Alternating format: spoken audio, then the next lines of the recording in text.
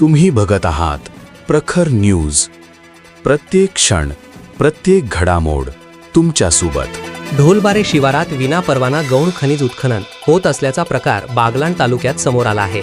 बागलाणमध्ये ठिकठिकाणी मोठ्या प्रमाणात अवैध गौण खनिज उत्खननाचे गोरखधंदे राजोरसपणे सुरू असून याकडे अधिकाऱ्यांनी दुर्लक्ष होत असल्याचे दिसून येत आहे.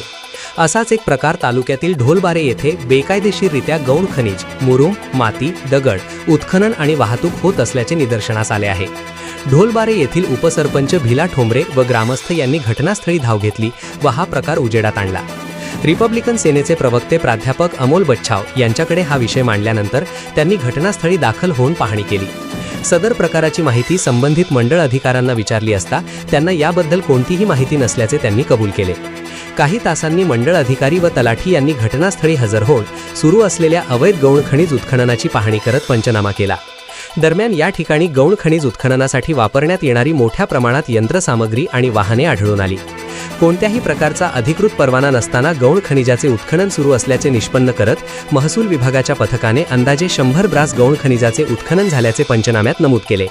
या कारवाई दरम्यान 1 पोकलेन, टाटा हिताची, 3 खडी crusher, 2 Swaraj tractor, 2 power track tractor, 1 Tata dumper असा मुद्देमाल आढळून आला.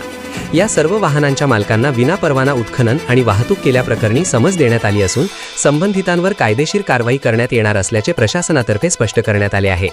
मात्र अशा पद्धतीने चाललेले अवैध उत्खनन प्रशासनाच्या नजरेतून सुटतेच कसे? या प्रकाराला कोणाचा आशीर्वाद आहे? पंचनाम्यानंतर मुद्देमाल तात्काळ जमा का करण्यात आला नाही? संबंधितांवर गुन्हा दाखल का करण्यात आला नाही? हे प्रश्न नागरिकांकडून उपस्थित केले जात आहे.